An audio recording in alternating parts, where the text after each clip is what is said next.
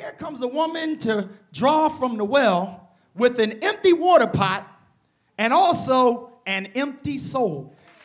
Have you been going and coming empty and getting full for a minute, but then you empty again?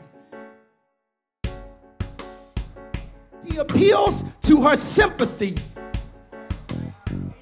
How does he do it, Pastor? He does it by saying, give me a drink. The second thing that Jesus does is in verse 10, where he appeals to her curiosity.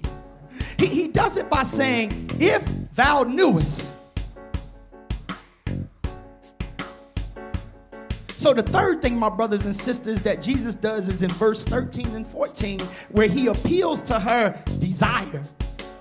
Get that down. Notice this here when you go back and read it. He appeals to her desire for rest, peace, and satisfaction. Whosoever drinketh of this water shall thirst again, but whosoever drinketh of the water that I shall give him shall never thirst, but the water that I shall give him shall be in him a well of water springing up unto everlasting life. What he's saying now is, I'm about to make you self-sufficient in me. We know it's Jesus, but she don't know this yet. And here go another man in her life, and he's throwing something out there that's the equivalent of running game, and she's so quick to take something else from another man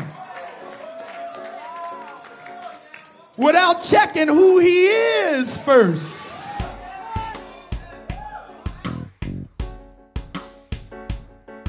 So here we find that the fourth thing Jesus does is that he appeals to her conscience.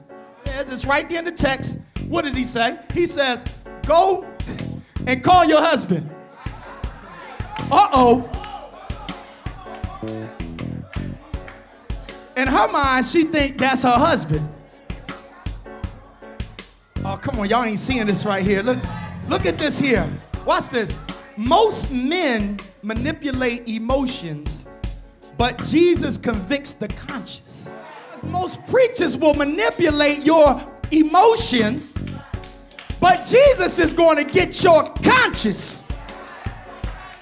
Something about to turn around up in here. I feel it. So now catch this here. She didn't give up her body to get men to come to church.